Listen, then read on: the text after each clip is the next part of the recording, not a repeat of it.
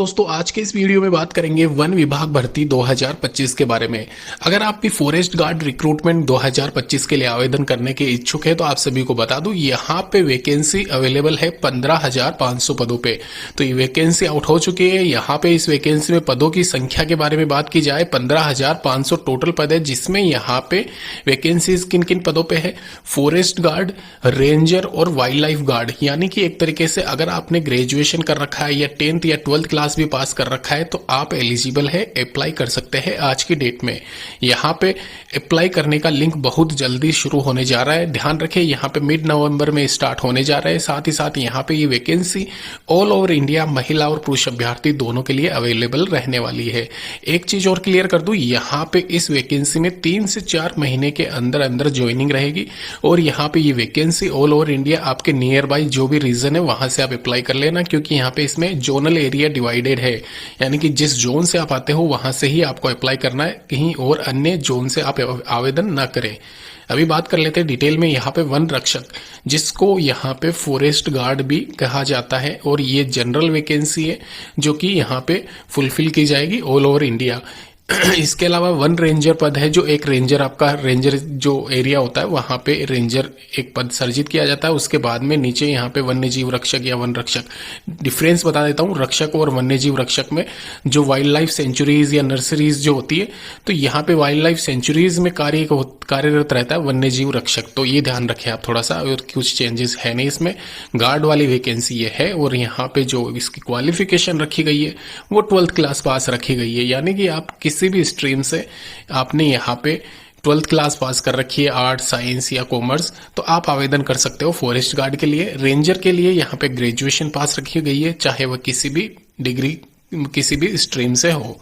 और वहीं यहाँ पे wild life guard 4th grade वाली ये वैकेंसी है, जो यहाँ पे 10th क्लास पास के हिसाब से रखी गई है। यहाँ पे इसकी क्वालिफिकेशन ध्यान रखें, सबसे पहले आपका फिजिकल यहाँ पे कंडक्ट करवाया जाएगा।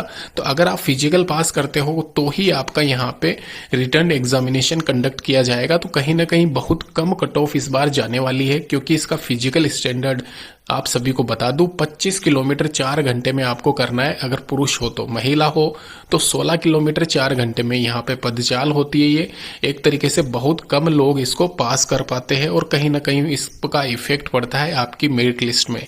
जो कट ऑफ है बहुत कम जाती है। इसलिए कहता हूं यहाँ पे इस वैकेंसी के लिए अगर आप एलिजिबल हो, एक बार के लिए जरूर आवेदन करें। आवेदन यहाँ पे आप 20/11/2025 से शुरू यहाँ पे एक तरीके से अप्लाई कर सकते हो, और 18/12/2025 से इसके लास्ट डेट है। तो अप्लाई आपको जरूर करना। जब भी इसके एप्लीकेशन फॉर्म अवेलेबल हो जाएंगे, एक वीडियो अलग से एप्लीकेशन फॉर्म फिल करने का बना दूंगा, वहां पे चेक कर लेना कैसे अप्लाई करना है। 25 ये मान के चलना 25/1/2026 को इसका जो एग्जामिनेशन का कोलेटर डाउनलोड करने का लिंक एक्टिवेट होगा। तो कहीं ना कहीं यहाँ पे मार्च अप्रैल में आपके रिजल्ट अनाउंस कर दिए जाएंगे।